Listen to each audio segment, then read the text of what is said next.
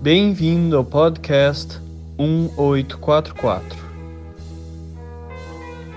Apresentação: Washington Araújo. Por que você acha que o coração é tido desde sempre como centro das nossas emoções mais nobres? Porque foi que Platão não foi bem-sucedido em provar que nós somos feitos essencialmente de racionalidade, com aquele contraponto da fúria, do que por aquilo que nós construímos com amor? Vamos dar uma volta na etimologia da palavra coração. Coração do latim cordis, que significa coração ou órgão que bombeia o sangue para o corpo. É bastante interessante uma curiosidade de que a raiz etimológica da palavra coração, qual seja cordis, deu origem a várias palavras da língua portuguesa. Por exemplo, concordar é palavra formada do latim com mais cordis, isso é, com o coração. Quando duas pessoas concordam, é porque seus corações estão juntos ou unidos.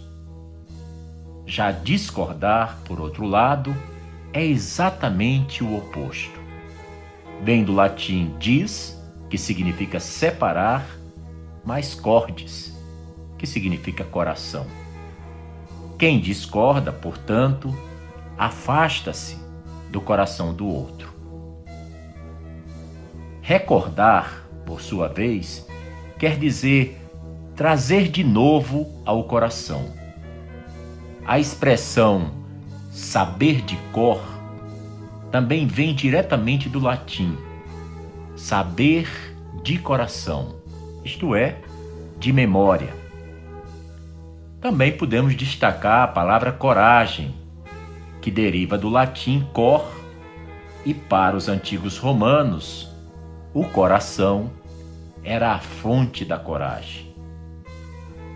Essa imagem simpática que nós conhecemos do coração vermelho com aquele formato é um ideograma usado para expressar a ideia do coração no seu sentido metafórico, como centro da emoção humana, ligado a ideais de afeto, carinho e amor, especialmente o amor romântico.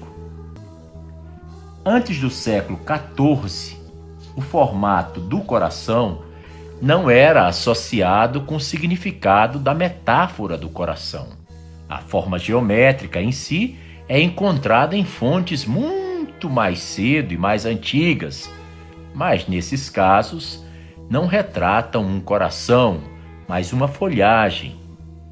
Em exemplos da antiguidade, retratavam-se folhas de figo. Na iconografia medieval, da Idade Média e na heráldica, se retratava normalmente as folhas de Hera.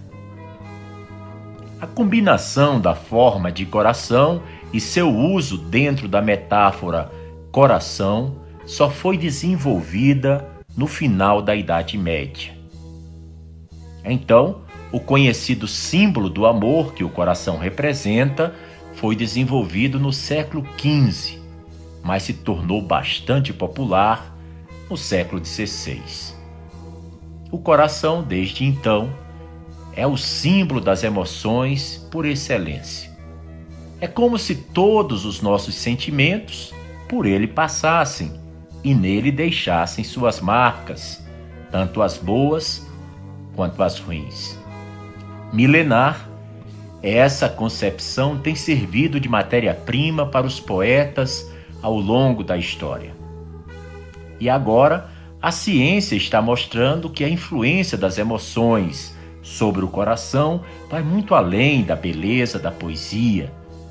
Novas pesquisas nesse século XXI começam a revelar que amor, raiva, alegria, irritação, tristeza e toda uma coleção de sentimentos experimentada pelo ser humano promovem modificações orgânicas de tal dimensão que podem contribuir de maneira decisiva, tanto para o vigor quanto para a falência do órgão, no caso do coração. Pela primeira vez, essas descobertas deixam as pistas do real peso das emoções sobre a saúde cardíaca. E forma-se pelo mundo uma corrente de especialistas que defende a inclusão de sentimentos como ansiedade e depressão na lista dos fatores de risco para males cardiovasculares. Eles estariam ao lado do colesterol, da hipertensão, do sedentarismo e de outras ameaças conhecidas. Agora veja só. Um coração que bate por mais de 41 milhões de vezes ao ano, durante incríveis mais de 80 anos de idade de uma pessoa, totaliza nada mais do que 3,3 bilhões de batidas. Isso mesmo, eu estou falando, caro ouvinte, que uma pessoa com 80 anos de idade, o coração dela deverá já ter batido mais de 3,3 bilhões de vezes. Isso é um fenômeno que se torna difícil de ser explicado até por meio do conhecimento científico. E eu asseguro, a gente não conhece nenhuma máquina que funcione por pulsos incessantes há 80 anos ou mais, sem que tenha apresentado nenhum defeito. Seja um defeito irreversível ou um defeito incapacitante durante todos esses anos, durante todo esse período. E depois de mais de 3,3 bilhões de batidas, sem passar por qualquer reparo. Ninguém conhece uma máquina capaz de gerar seus próprios pulsos elétricos, independente de um comando. O coração não depende de cérebro para pulsar, para bater. E que até mesmo fora de sua estrutura, no caso do corpo humano, ainda assim o coração consegue funcionar, desde que haja o adequado suporte e apoio de oxigênio. E só por isso é que foi possível, nos anos de 1970, o transplante de coração. Na religião, na espiritualidade, sempre também o coração ocupa um lugar especial. Não tem literatura sagrada que não use a expressão, o termo, a palavra coração, e sempre relacionado com algo sublime, com algo amoroso, com algo belo e também com algo transcendente. Bahá'u'lláh, o fundador da fé Bahá'í, que surgiu na Pérsia no século XIX, entre 1817, quando ele nasceu, e 1892, quando faleceu morando na antiga Palestina, ele revelou palavras belíssimas e que representam a quintessência de tudo que foi revelado pelas escrituras sagradas da humanidade. Eu selecionei 6 pequenos versos e que falam muito da beleza, do poder, da força e da importância que tem o coração humano. Esses 6 versos eu escolhi da obra As Palavras Ocultas de Bahá'u'lláh, que foram por ele reveladas durante o seu exílio no Iraque, em Bagdá, enquanto caminhava às margens do rio Tigre. Ele escreveu: Ó Filho do Espírito, meu primeiro conselho é este: possui um coração puro, bondoso e radiante, para que seja tua uma soberania antiga, imperecível e eterna. Em outra passagem, ele disse: Ó filho do homem, regozija-te no enlevo de teu coração, a fim de seres digno de estar em minha presença e de espelhar minha beleza. Outra belíssima passagem, Bahá'u'lláh disse: Ó filho do ser, se teu coração anseia por este domínio eterno e imperecível, por esta vida antiga e imortal, abandona a soberania efêmera e fugaz. Uma outra passagem, ele diz: Ó filho do ser, teu coração é meu lar, santifica-o para minha descida. Teu espírito é a sede de minha revelação, purifica-o para que nele eu me possa manifestar. O penúltimo verso que eu escolhi, da pena de Bahá'u'lláh, é este: Ó filho do homem, põe tua mão em meu coração, para que eu me possa erguer acima de ti, radiante e esplendoroso. E concluo essa brevíssima seleção com esses versos: Ó filho do homem, escreve tu na tábua de teu espírito, com a tinta da luz, tudo o que te temos revelado. Se isto não estiver a teu alcance, faze a tinta, então, da essência de teu coração. Se isso não puderes fazer, escreve, pois, com aquela tinta carmesim que foi derramada em meu caminho. Esta me é mais doce, em verdade, do que tudo mais, que para sempre dure a sua luz. Dou início agora ao tema central do episódio, o refém emocional. E isso me faz trazer à mente um depoimento da psicóloga Leslie Cameron e do Bandler Michael Lieblow. Leslie escreveu o seguinte: Vivíamos um conto de fadas. Pelo menos era o que pensavam nossas famílias, amigos, colegas e alunos. Como prova, apontavam nosso sucesso profissional, nossa casa encantadora, nosso filho alegre e o amor romântico e apaixonado que tínhamos um pelo outro.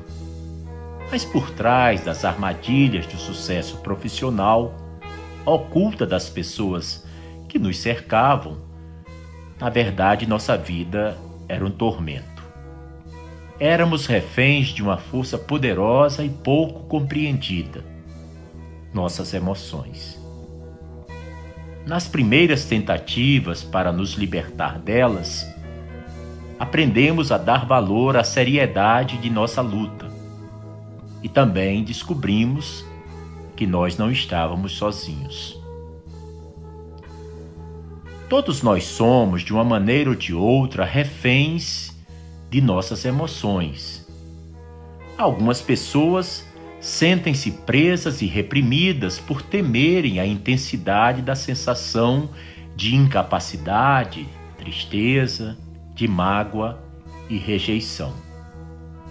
Para essas pessoas, as emoções são como um terreno minado.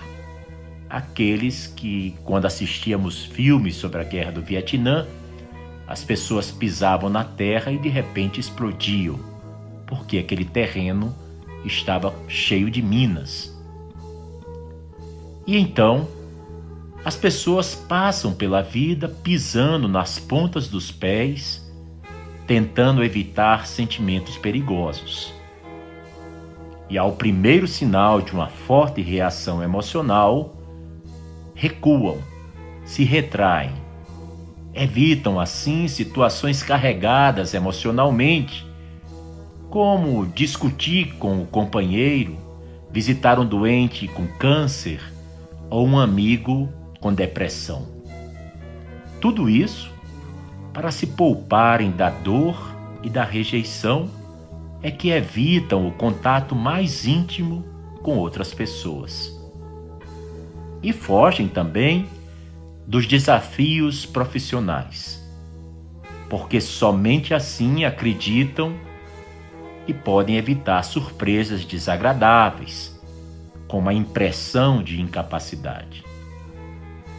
Essas pessoas que agem assim evitam grandes áreas da vida, assim como outras evitam ver filmes de terror. Por exemplo, aquele filme famoso em que nós temos Anthony Hopkins e todo mundo se lembra do Hannibal Lecter. Nesse processo, as pessoas deixam de experimentar muitas coisas valiosas da vida.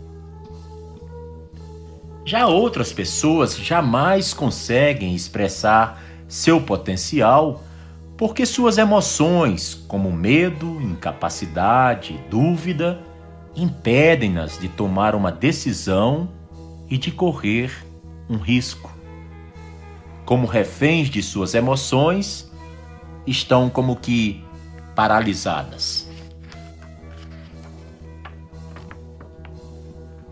Muitas pessoas são vítimas de sequestros constantes, praticados por suas próprias emoções.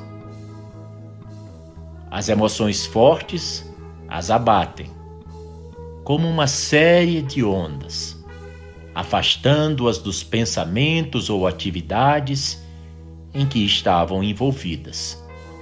E, finalmente, elas desistem de atingir seus objetivos, suas metas, seus sonhos.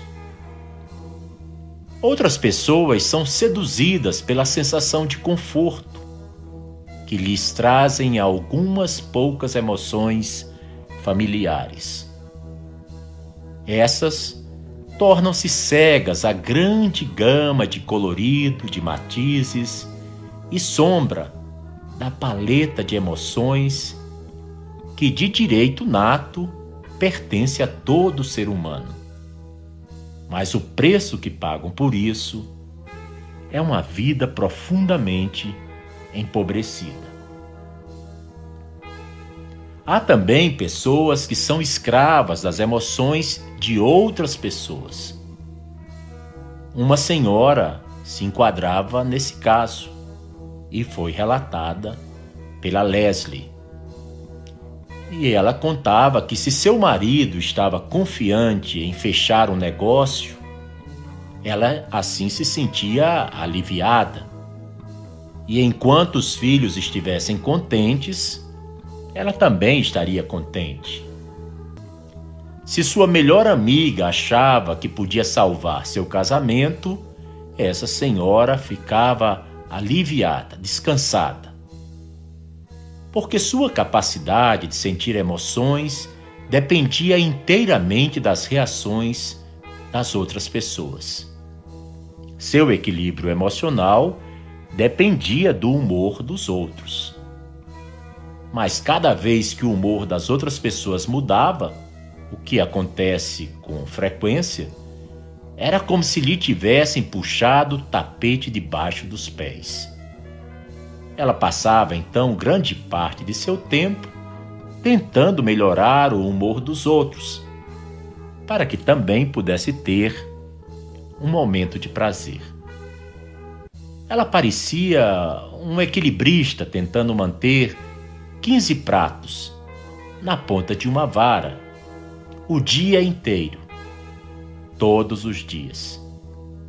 Então, não é de surpreender que dissesse estar sempre lutando para manter o equilíbrio. Em seus esforços para eliminar a dor de certas emoções desagradáveis, ou para conseguir um estado de satisfação, plenitude, prazer. Algumas pessoas tornam-se escravas das drogas. Heroína, cocaína, maconha, álcool, açúcar, anfetaminas, calmantes, nicotina e cafeína, todos sabemos, são substâncias que alteram o humor. Quem as utiliza está fazendo um esforço deliberado, consciente, para mudar ou então ter acesso a certas e determinadas emoções. Porém, no caminho, tornam-se reféns das drogas. A escolha e o controle da situação são intercambiadas pela dependência, pelo vício. Existe ainda outro tipo de pagamento que muitos de nós efetuamos pelas emoções desagradáveis que nós sentimos. Está clinicamente provado que algumas doenças fisiológicas são o resultado da sujeição crônica a emoções como medo, humilhação, preocupação, pressão, raiva, sensação de incapacidade, desamparo, dentre outras. Depois de certo tempo, essas emoções podem gerar níveis perigosos de estresse, que levam à pressão alta, úlceras, doenças cardíacas e outros distúrbios degenerativos. A verdade é que existem muitas maneiras de se tornar um refém, sendo mantido preso e prejudicado por nossas próprias emoções, mas o resultado é sempre o mesmo. Os reféns emocionais passam grande parte de suas vidas a serviço de suas emoções. Sacrificam suas vidas pelas emoções, em vez de sabiamente colocarem suas emoções a serviço de suas vidas. Mas existe uma forma de como nós podemos direcionar as emoções que sentimos. Selecionar e ter acesso a emoções antes de conhecê-las pode ser comparado ao ato de retirar as ferramentas da caixa para iniciar um trabalho sem que conheçamos a função de cada uma das ferramentas. Por exemplo, a chave inglesa é uma ótima ferramenta, mas não irá servir para juntar 2 pedaços de madeira. As chaves de fenda também têm sua utilidade, mas não é a utilidade de um martelo ou de um serrote. Mesmo as ferramentas parecidas podem ter funções diversas e variadas. Uma furadeira produz um resultado diferente de um serrote, e é melhor não usar nenhum deles quando precisar cortar um cano, sobretudo se houver à mão uma serra de metais. Cada emoção é uma ferramenta especializada a ser usada naquilo a que ela foi destinada. No caso das emoções, cada contexto é como um trabalho ou uma tarefa diferente, e usar a ferramenta emocional errada em dado contexto pode ser bastante perigoso. As emoções do tipo frustração e desafio são adequadas quando a pessoa deve estudar algo que não conhece, pois essas emoções, frustração, desafio, farão com que a pessoa persista estudando, continue no estudo. Já as sensações de derrota e de inadaptação são evidentemente menos adequadas quando a pessoa está tentando se sair bem num exame, num concurso. Na realidade, algumas emoções são melhores no sentido de serem mais apropriadas em certas ocasiões ou momentos da vida da gente. A verdadeira escolha emocional se manifesta quando a pessoa é capaz de reconhecer as necessidades emocionais de uma determinada situação, em vez de simplesmente reagir a ela e tentar consertar o que fez de errado mais tarde. A melhor maneira de conhecer as necessidades emocionais criadas por vários contextos é estudar vários exemplos contrastantes, como alguns que eu vou citar logo mais. Por exemplo, mesmo que você, ouvinte, não esteja estudando para um curso difícil, talvez possa encontrar outra situação do dia a dia em que precise desempenhar bem um trabalho para o qual não se sente preparado ou qualificado, como, por exemplo, fazer a apresentação de um relatório para os seus colegas de trabalho, ou preparar um projeto para a nova casa, ou iniciar um relacionamento romântico, sentimental e íntimo com alguém. Ao personalizar cada um desses exemplos, você não apenas estará dando a si mesmo informações importantes sobre como modificar uma situação significativa para si próprio, mas também estará aprendendo a reconhecer as características da situação que geram a necessidade de certo tipo de emoções. Eu escolhi algumas emoções que eu considero principais e muito importantes para um ser humano ter uma vida equilibrada, com plenitude, mais sinalizada no caminho disso que chamamos de felicidade. Então vamos ver algumas dessas emoções que são características de situações muito específicas. Comecemos com a paciência. A paciência tem um ritmo lento e constante, unido à manutenção de um objetivo final. A paciência faz com que a pessoa siga em frente, ao mesmo tempo em que se concede um tempo para avaliar e reavaliar suas ações, seus critérios, seu objetivo, ao mesmo tempo em que está progredindo. De uma maneira clara, a paciência é uma emoção apropriada quando o objetivo final só pode ser atingido num período longo. Por exemplo, tecelagem é uma tarefa que só pode ser feita com um fio de cada vez. Portanto, é melhor que seja feita com paciência. Isso me fez lembrar os famosos tapetes Quilin, os tapetes de Teherã, de Isfahan, porque os tapetes persas são conhecidos por sua beleza, por seu perfeccionismo e por sua qualidade. Mas por trás de um tapete persa existe uma sabedoria milenar e existem milhares de horas de trabalho paciente. Da mesma forma, a paciência tem que existir para criar os filhos, cuidar de um jardim, dar aulas, ensinar, consertar ou construir alguma coisa. São contextos em que não se pode impor o nosso próprio ritmo. É necessário ter paciência. Se você quer que sua experiência e das pessoas com quem convive seja a mais agradável possível, enquanto faz o necessário para alcançar seu objetivo. Isso me lembra um tratado místico de Bahá'u'lláh, conhecido como os 7 vales, e são 7 qualidades ou 7 objetivos.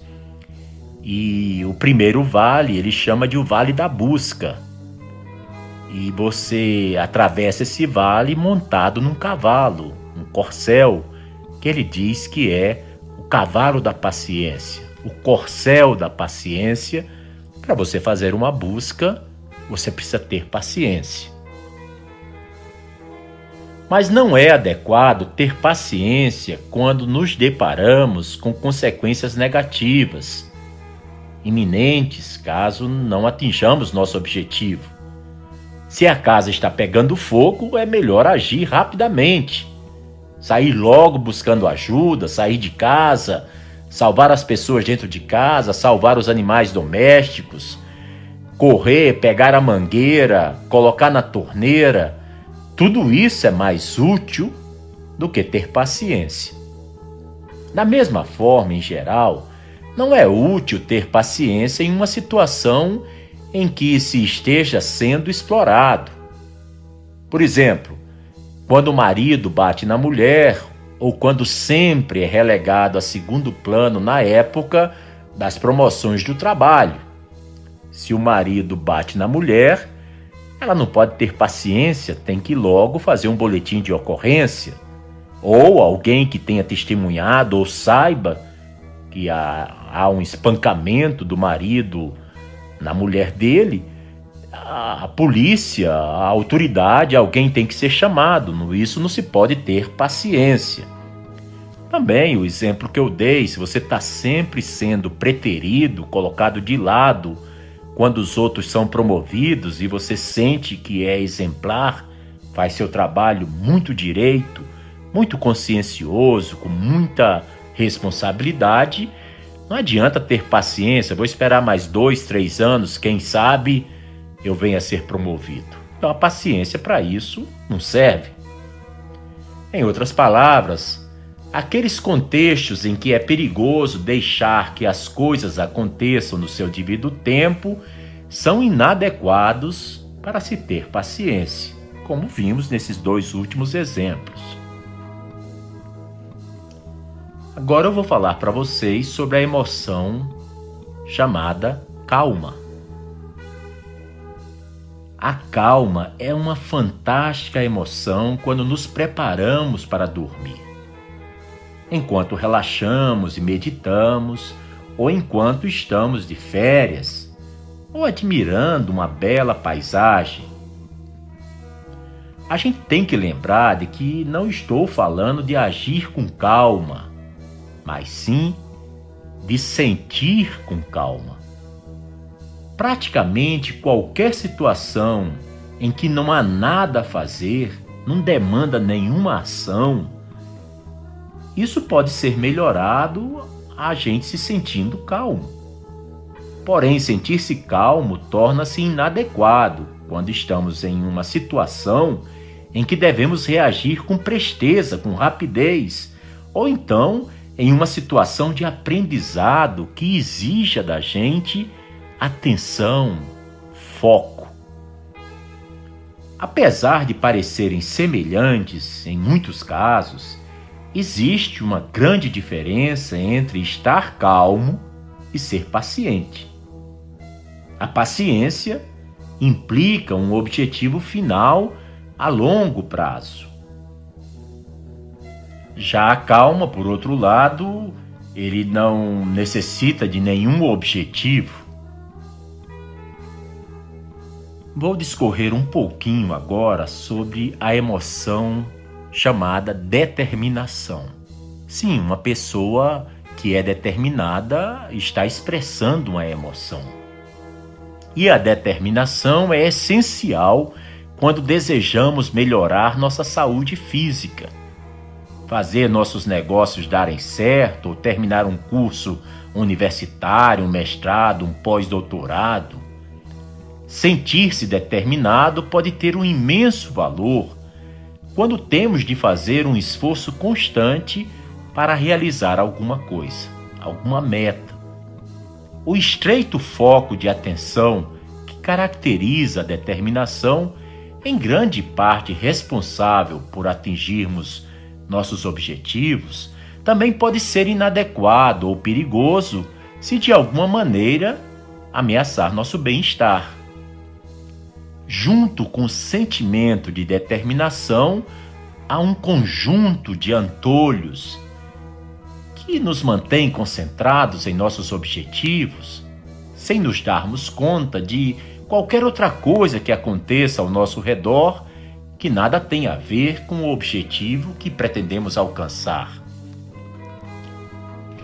Um homem determinado a fazer com que seus negócios progridam, deem certo, pode trabalhar durante muitas horas, fazer viagens frequentes de negócios, a trabalho, a serviço, e se preocupar com os negócios até quando está em casa, com sua esposa, com seus filhos, deixando assim de notar que suas relações familiares estão sendo relegadas a um último plano, são deixadas de lado, ou até a ignorar a sua própria saúde física, saúde emocional, mental. A determinação também pode ser uma péssima escolha quando o objetivo não compensa todo o esforço canalizado para alcançá-lo. Por exemplo, tentar fazer alguém se apaixonar por nós, mesmo quando sabemos que a pessoa nem sequer demonstra um mínimo de interesse por nossa existência, é o tipo de objetivo em que não vale a pena nem investir tempo, nem energia, nem vontade, de forma que não compensa sentir-se determinado a atingi-lo. Vejamos o encorajamento. O encorajamento é aquilo que sentimos quando percebemos que estamos na direção certa. É uma emoção importante quando queremos atingir um objetivo difícil ou a longo prazo. O trabalho com deficientes físicos graves, ou a luta pela paz mundial, pelo desarmamento, a luta contra a guerra nuclear, a luta pela preservação da Amazônia, do meio ambiente, são exemplos de contextos em que observamos apenas pequenos progressos de cada vez. Para que fosse considerado animal raro a ararinha azul, levaram-se décadas, talvez séculos. A vigilância e a limitação impostas durante uma dieta podem ser melhor suportadas se nos sentirmos constantemente incentivados por pequenas parcelas de progresso, como, por exemplo, a perda de meio quilo esta semana, ou por ter recusado comer sobremesa no jantar ontem à noite, ou o calendário do NoFap, ou quando a gente não pode ver uma farmácia que corre para subir na balança para saber se diminuímos alguns gramas. Com sua ênfase nos pequenos resultados, a sensação de encorajamento é uma escolha melhor do que se sentir satisfeito quando apenas uma parte do objetivo foi atingida. A satisfação geralmente faz com que a pessoa dê uma parada, um pit stop, ao passo que o encorajamento faz com que ela passe para a próxima etapa, mesmo que seja pequena. O encorajamento deixa de ser útil quando os indícios de sucesso são inadequados e mantém a pessoa lutando para atingir um objetivo inoportuno. Um exemplo: não é útil se sentir encorajado a conseguir o respeito de alguém que não tem respeito por ninguém. Não embora as suas possíveis qualidades ou seus talentos sejam muito bons para cativar pessoas de temperamento difícil. Também é pouco útil reagir às boas sensações causadas pela bebida alcoólica ou pela cocaína, sentindo-se estimulado a continuar ingerindo essas drogas. Pessoas que se viciam nas biotônicas, Red Bull à frente, porque lhe dá asas. Mas será que vale a pena você se encorajar a ficar de olho bem aberto e bem desperto quando o seu corpo já dá sinais de fadiga e de cansaço? Aí o encorajamento não funciona. Uma emoção também muito importante é a da resignação. A resignação é necessária quando devemos abandonar o que queremos para atingir um objetivo com uma prioridade maior. Um exemplo seria que talvez seja necessário a gente se resignar a escrever uma redação para agradar ao professor, ou resignar-se a ficar sozinha no final de semana com as crianças para que o esposo possa ter umas pequenas e necessárias férias da família. Ou o contrário, o esposo ficar com as crianças para que a esposa possa visitar parentes ou ficar com suas amigas uma tarde ou um final de semana. Também, às vezes, é necessário se resignar a perder o seu programa predileto na televisão para ajudar o filho a preparar seu dever de casa. Às vezes você está assistindo The Crown na Netflix e de repente tem algo mais urgente, como por exemplo você ensinar a tabuada a seu filho ou ensinar uma equação biquadrática de segundo grau à sua filha. E aí você perde um episódio da Netflix, mas você sabe que depois você pode revê-lo. Quando nós nos sentimos resignados, não desistimos daquilo que queremos, que é exatamente o caso da decepção. Porém, deixamos de lado o objetivo em troca de um objetivo que passamos a considerar muito mais valioso e importante.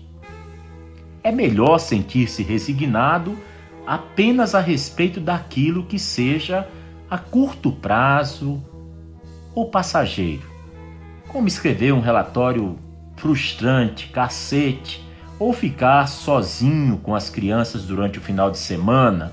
É algo temporário, é algo curto, então você pode se resignar. Mas é inapropriado, é inadequado sentir-se resignado em situações duradouras, permanentes. Um exemplo é se resignar ao fato de que seu marido a ridiculariza diariamente, ou que é tetraplégica e apenas levará a pessoa a sentir raiva e insatisfação.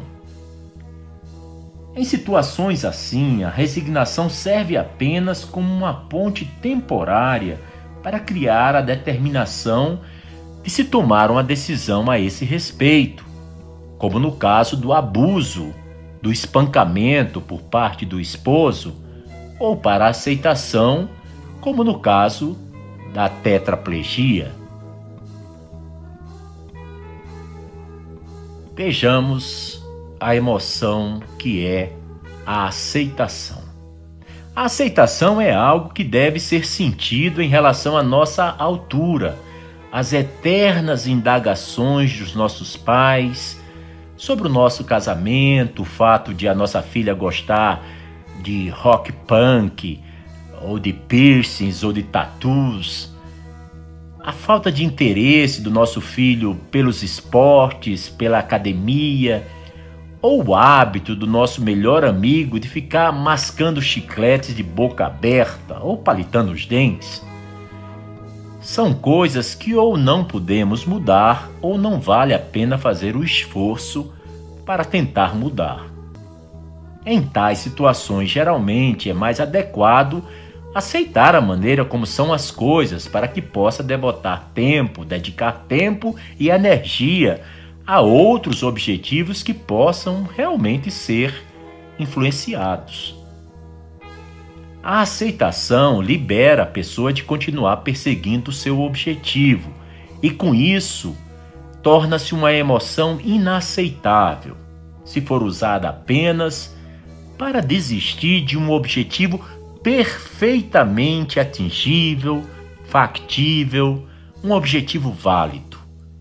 Então, é ridículo você se liberar da aceitação quando faltou ali determinação de sua parte. Um exemplo é que talvez não seja adequado aceitar o fato de ter um emprego mal remunerado ou um emprego insatisfatório, do tipo, você trabalha para nada, para ficar doente, porque não consegue pagar a conta do aluguel, nem da luz, nem da água, nem da alimentação. Então, por que raios você continua nesse emprego? Você tem que ficar nele por 2 motivos. Ou porque você se sente muito bem e se realiza no emprego, ou porque você é bem remunerado. Essas são as 2 atitudes ou bens práticos para o trabalho. Ao contrário da decepção, a aceitação é um sentimento contínuo que nos permite viver confortavelmente com as nossas circunstâncias. A frustração é também uma emoção, e a frustração pode ser útil sim. Quando a gente tenta perder peso, recuperar o cheque de um reembolso ou a correção do pagamento do imposto de renda, cultivar um jardim numa terra que não é boa, ou solucionar um problema pessoal. Quando nos sentimos frustrados, mantemos a importância do objetivo que temos bem clara e piscando em nossa mente, tentando atingi-lo, apesar de todas as contrariedades e de todas as dificuldades. Além disso, a frustração é ativa, orienta-nos a fazer algo. Ninguém consegue ficar, 8 horas, semana, o mês inteiro frustrado. Ele, em algum momento, vai explodir. E a primeira coisa, antes que exploda, é procurar tomar uma atitude, uma decisão, tomar um rumo, menos ficar frustrado. Vale a pena sentir frustração quando é necessário voltar a se empenhar ou continuar empenhado, visando alcançar um objetivo, uma meta.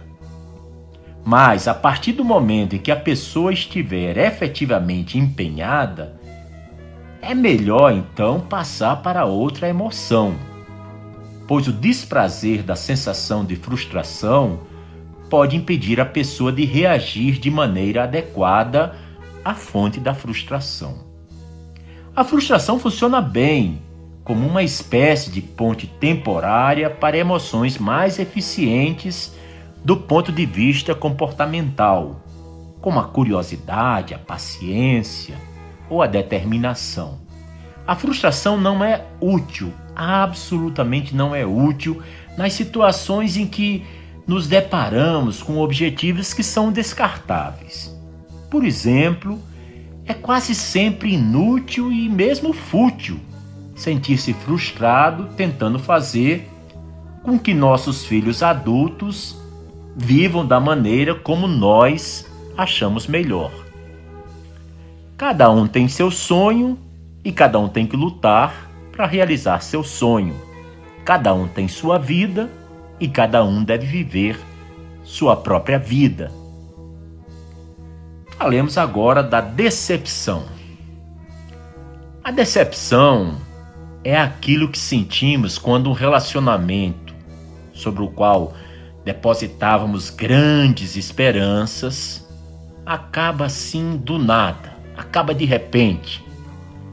Quando somos recusados para o emprego que queríamos muito ter, ou quando não recebemos o presente de aniversário que esperávamos. Se sua filha esperava um iPhone 11 e você dá para ela um relógio analógico, vai ter um pouco de decepção, e não precisa dizer que não é decepção da parte de quem dá o presente. O fato de nos sentirmos decepcionados indica que não conseguimos aquilo que queríamos. A emoção da decepção só é útil quando chega na hora de abandonar um objetivo ou deixar de esperar que os outros satisfaçam os nossos objetivos. Porque a decepção é o reconhecimento de que algo terminou, ou então que está se alongando, demorando demais, ou que nunca vai acontecer. É meio que aquela sensação de estar enxugando gelo. Quanto mais você enxuga, mais molha.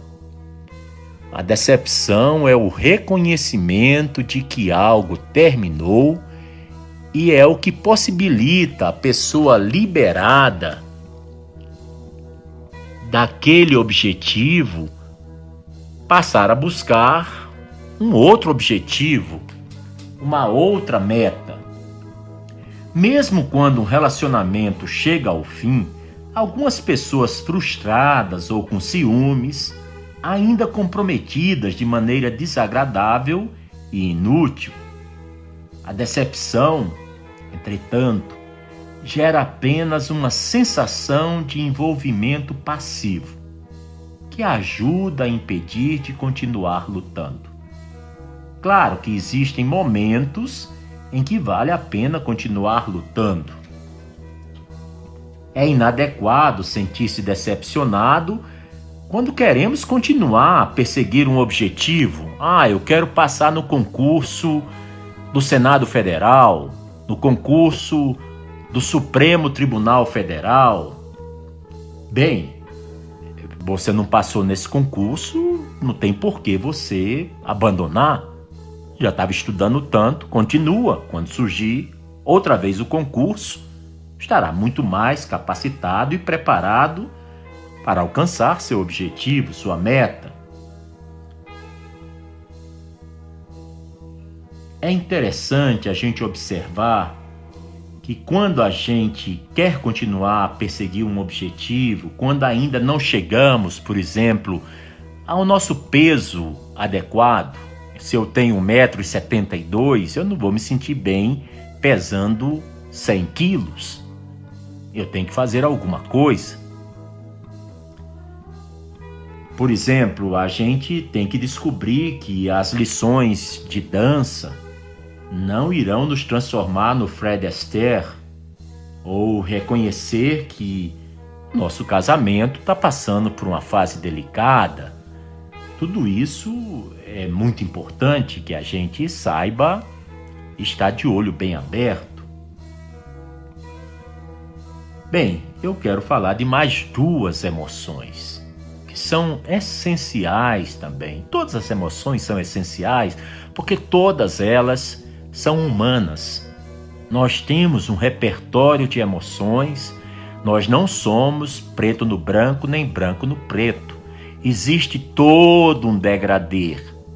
Do branco até o preto existem muitas tonalidades de cinza, porque é assim que nós humanos somos.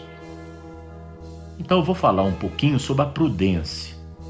A prudência é uma emoção adequada quando enfrentamos uma situação potencialmente perigosa, ou em que é importante minimizar os riscos.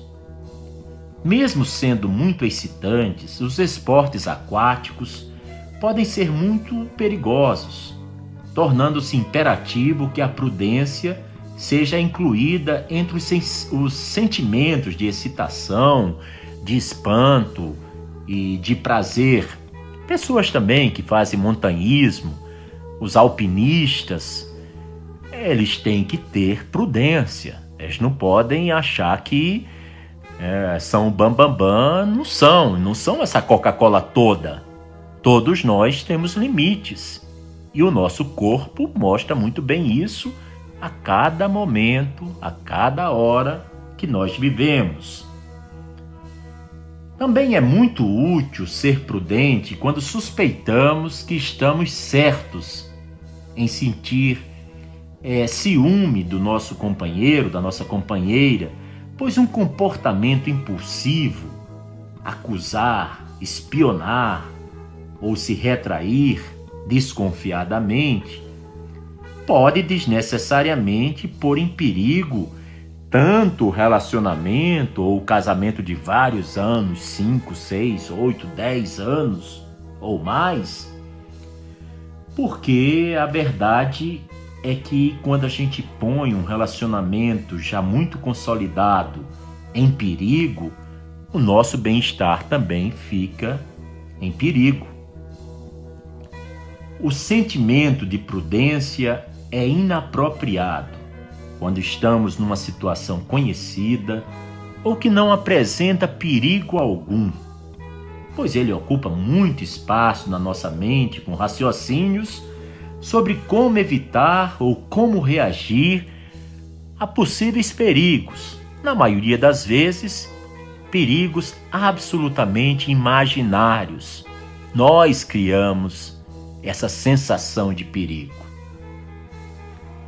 Então, o sentimento de prudência pode atenuar o prazer de conversar com amigos, de dançar ou de passear. Eu deixei por último a emoção da desconfiança.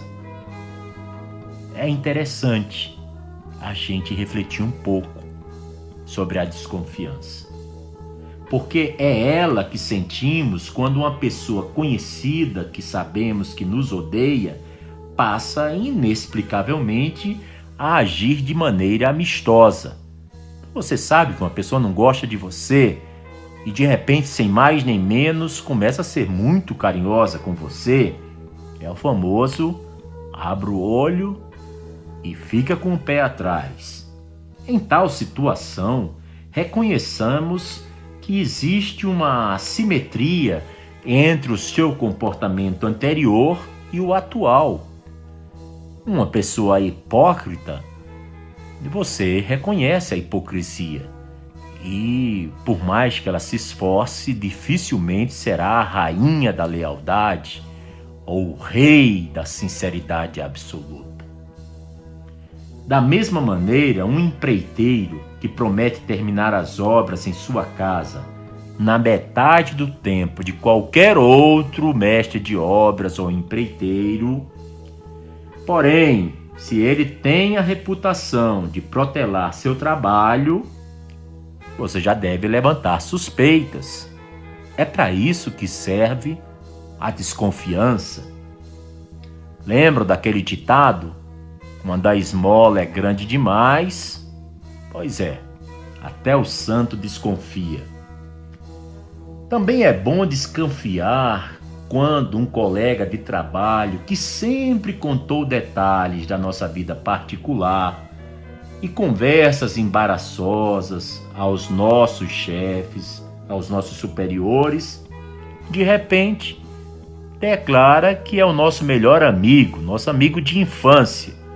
Morou no Rio de Janeiro, passava finais de semana em Teresópolis, perto da Granja Comari, morou em Natal, frequentava a Praia dos Artistas, estudou no Colégio das Vitórias, no Colégio das Neves, enfim, uma pessoa que sempre falou mal de você, de repente se transformou em amiguinho de infância. Bem, a desconfiança serve para isso, para te proteger. A diferença entre a desconfiança e a descrença ou ceticismo é a percepção de um dano que transforma a descrença no sentimento mais protetor da desconfiança. A desconfiança é útil quando estamos com pessoas que podem nos causar mal, sabem que podem fazê-lo e estão nos tratando como se nada houvesse. Mas a desconfiança passa a ser muito imprópria, inadequada, inapropriada, se não houver indício de incompatibilidade entre o comportamento anterior e atual da pessoa. O impacto da desconfiança é o de nos motivar a manter distância, enquanto procuramos por provas de desonestidade ou de deslealdade. Eu vou repetir esse ponto que eu acho bem interessante.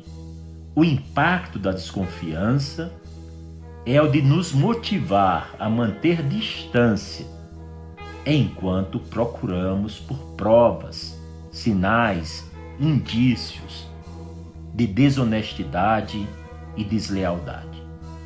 A desconfiança, quando não existe perigo nem indícios de incompatibilidade, apenas gera comportamentos que certamente vão criar muita confusão, ressentimentos e raiva nos outros.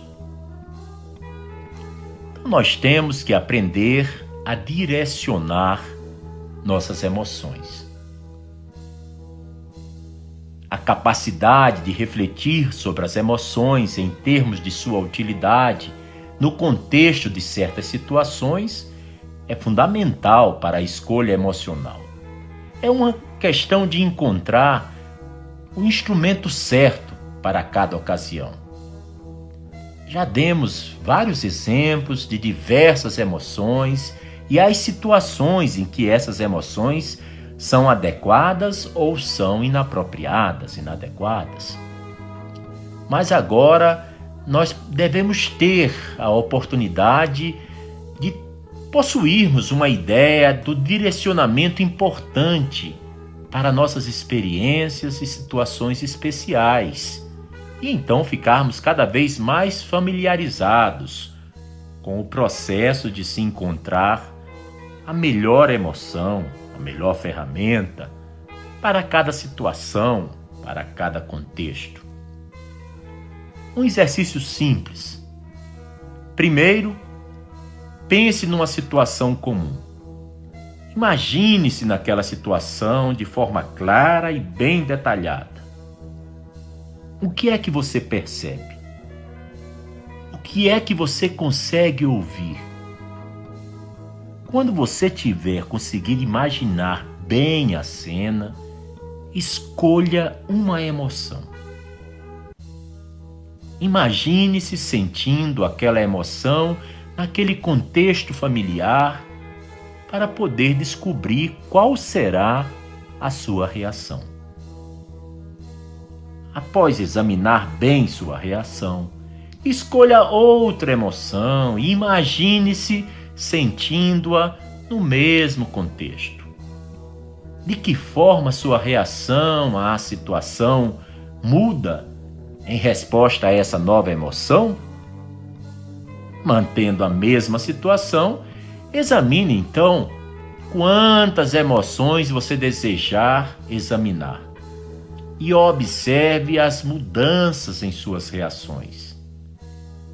Após escolher a situação, você poderá, se quiser, se fazer a seguinte pergunta: se eu me sentir paciente nessa situação, quais serão as consequências?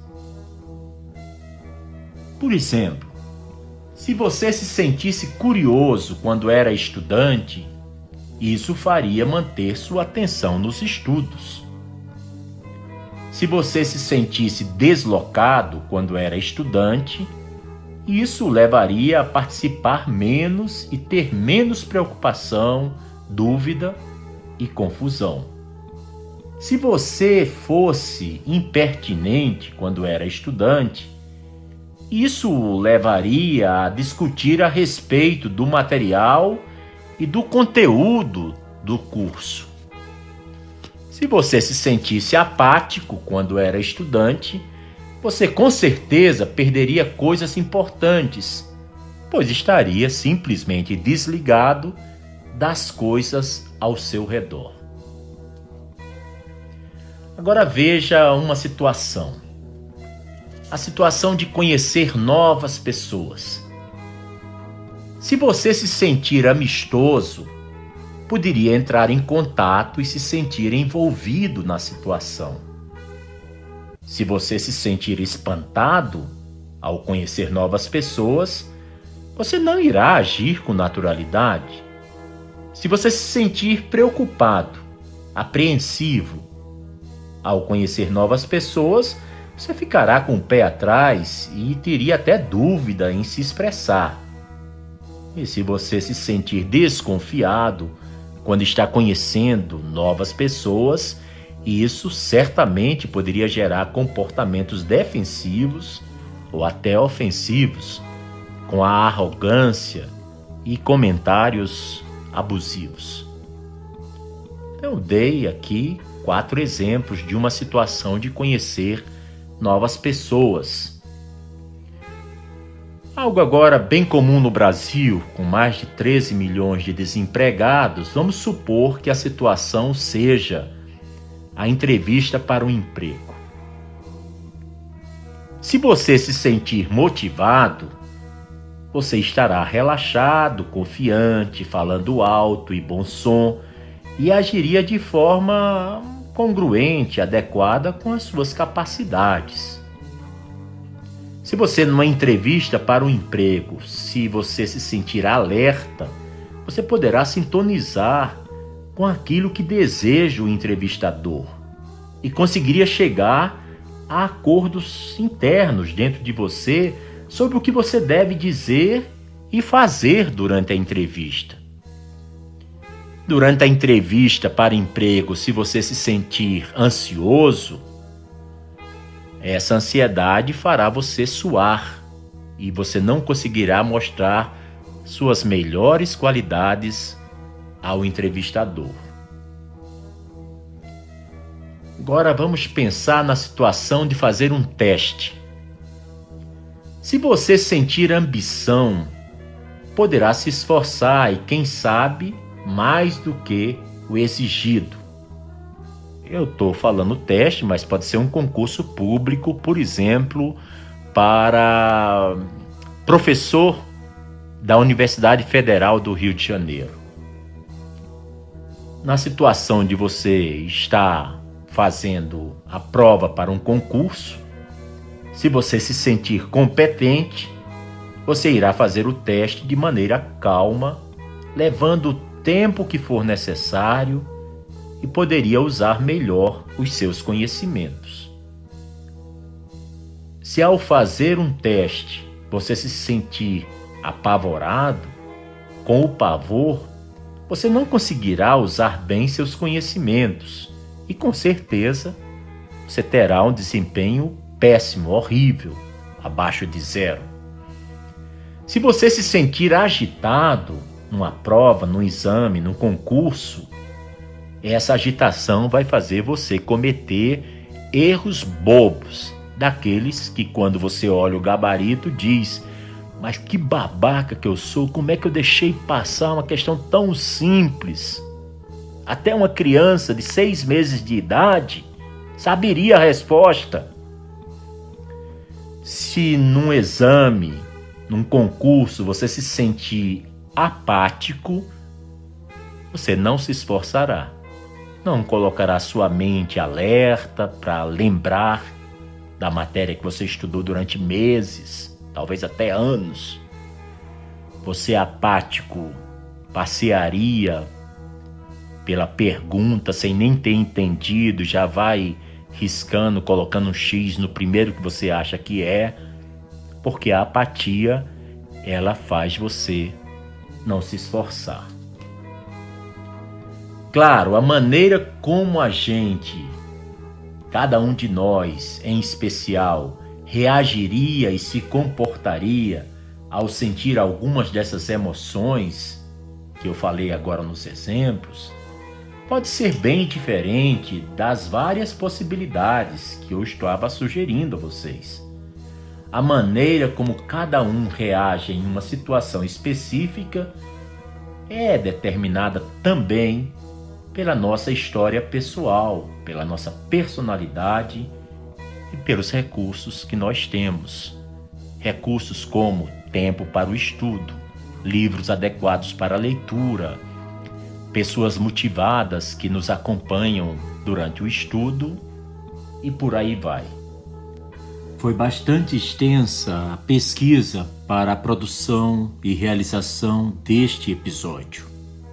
Os principais livros que muito me apoiaram foram As Palavras Ocultas de Baha'u'lláh, Baha'u'lláh e a Nova Era de John S. Lemont, O Refém Emocional, Resgate Sua Vida Afetiva, dos autores Leslie Cameron, Bradley Michael Lebow, bem o livro do Norman Cousins, Anatomy of an Illness, e The Healing Heart.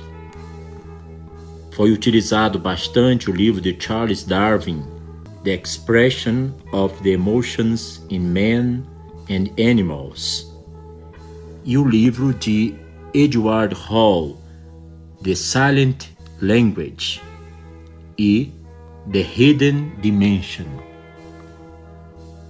Espero que vocês todos tenham gostado e até um próximo episódio do seu podcast 1844. Você acabou de ouvir mais um episódio do podcast 1844. Agradecemos sua audiência e lhe convidamos para ouvir nosso próximo episódio semanal. Apresentação e comentários: Washington Araújo. Trilha musical composta por Ian Garbinato.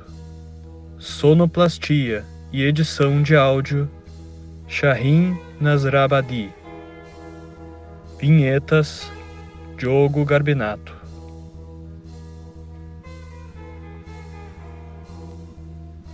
Contatos com a produção para comentários e sugestão de temas podem ser feitos através do e-mail podcast1844@gmail.com.